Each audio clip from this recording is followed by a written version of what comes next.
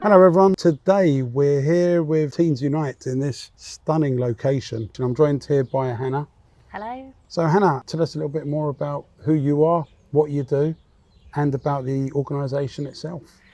So hello, I am Hannah. I'm the Brand and Communications Manager at Teens Unite, and my job is to tell as many people as possible about the incredible work that we do here to support young people overcoming cancer, communicating with the young people in need of our support, and then also to the local community and companies, businesses, individuals across the country who may be able to support us.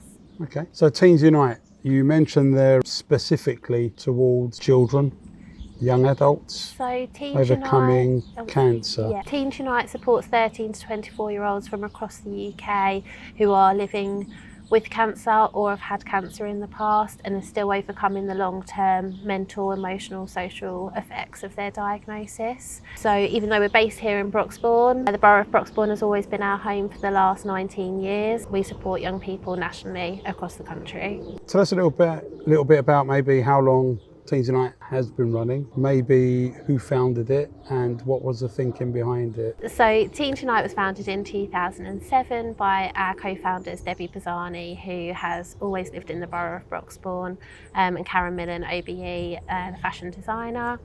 They were really good friends and they'd reached a stage in their life where they wanted to give back and help others, and having teenage children of their own, they wanted to dedicate some time in teenage cancer wards in hospitals. And it was during that time that they recognised that actually these young people were receiving the medical support that they needed to survive, but actually there was little support for helping them to rebuild their lives afterwards. So once they left those hospital walls, it was actually a really lonely and isolating time for them. Lots of changes while you're going through treatment, and actually sort of navigating what follows that is really, really difficult to do on your own, and there wasn't much support available. So Teens Unite was founded to be a mental, emotional and social support for these young people. And how many children would you say have benefited from this charity over the last coming up 20 years? We've supported thousands of young people, and 2,700 13 to 24-year-olds are diagnosed with cancer every year in this country. So the need is ever growing. Survival rates are at a really good rate of 87% of young people are now surviving cancer for at least 5 years.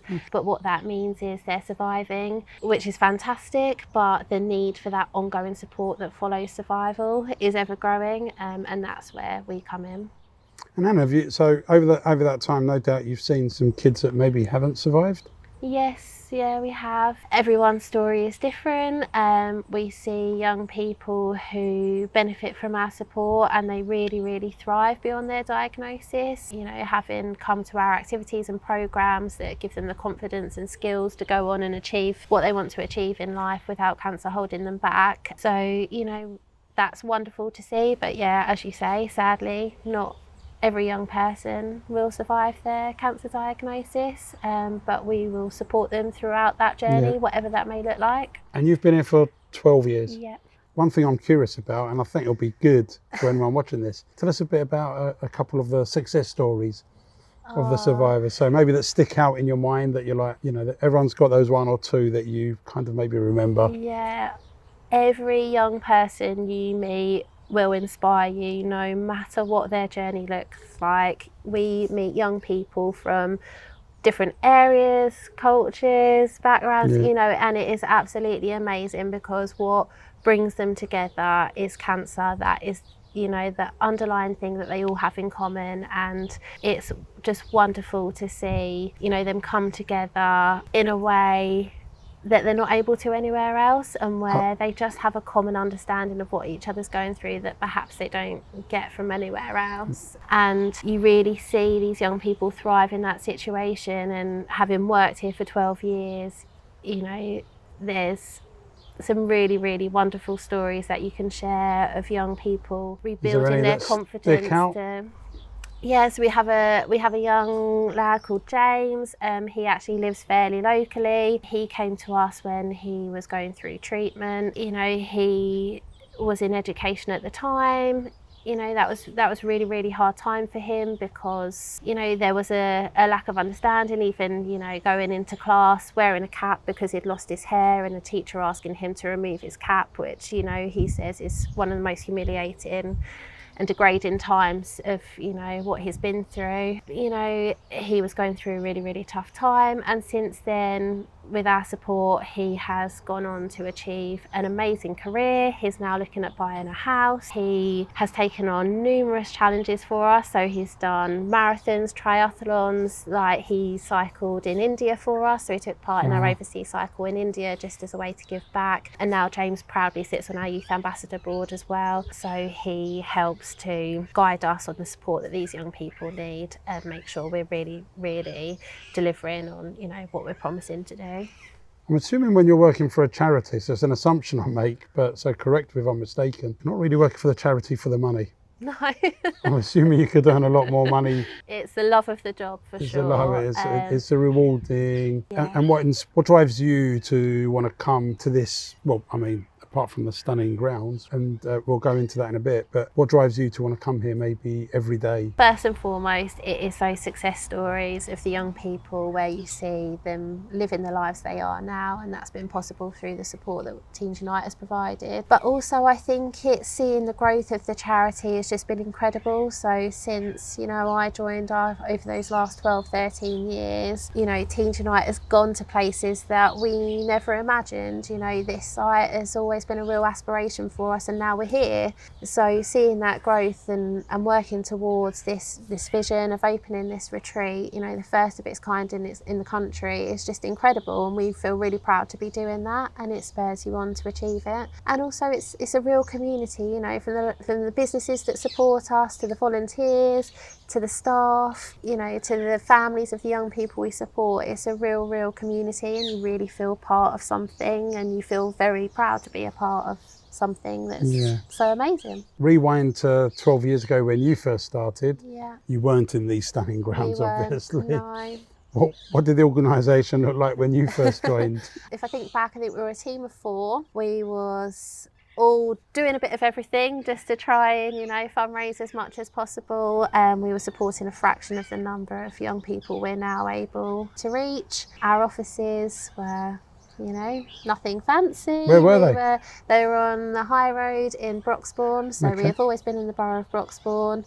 From there we moved to Hoddesdon Police Station, where we opened our first retail shop and our cafe, and our offices were on site.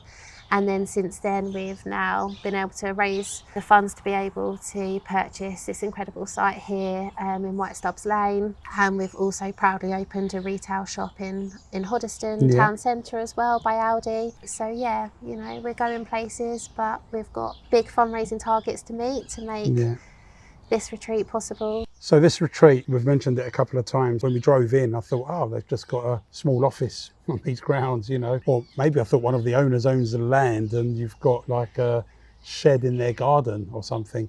But it's more than that, isn't it? It's you own the whole space. Yeah, what was the vision behind that? And tell us a little bit more about this retreat and what you're hoping to achieve from it. So 2 years ago, Teens Unite purchased this 1.6 acre site on White Stubbs Lane in Broxbourne. It has always been our ambition to open a retreat for young people that are going through cancer. So no other facility like this exists in the country, so it's something these young people need as a place to go during and after cancer that is outside of a medical facility, that provides them with space to spend time with other young people going through a similar situation, to have the opportunities to learn skills that perhaps they've missed out on through having to take time out of education or employment, rebuild their confidence, regain their independence, so having some time away from home with our sort of 3 to 5 night stays that we'll be offering. How many? So 3 to 5 nights. So someone will be able to come here 3 to 5 nights. It's going to be redeveloped. Yeah. They're going to have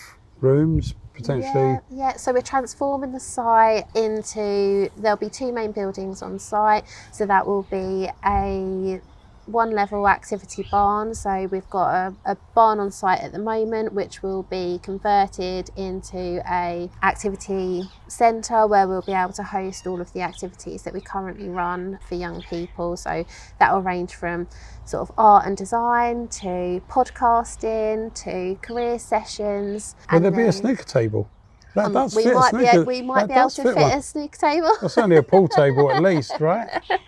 And then we'll be building a purpose-built residential facility as well, which is where young people will be able to stay for 3 to 5 nights. And within that, we'll have a professional kitchen, communal lounge areas. There'll be 10 twin bedrooms, all en suite. But the main purpose of this is to create a fully inclusive, accessible space for young people across the UK who are overcoming cancer, to have a facility that has been built around their needs so that they can positively take those next steps in rebuilding their lives afterwards. Will that be without parents? So we do extend our support to parents as well and siblings of the young people we support. So part of our plan is that we will be incorporating some family sessions, but primarily it will be for young people. They won't be, I'm saying the parents won't be able to stay. They won't stay on one of our usual residential stays, but we'll be looking at introducing sort of family stays, because actually we have expanded our support to include sort of a family offering, because we realise the toll that a cancer diagnosis takes on not just the person diagnosed but actually the whole family. So it is important for them to have that time and for them to meet other families in a similar situation as well. Speaking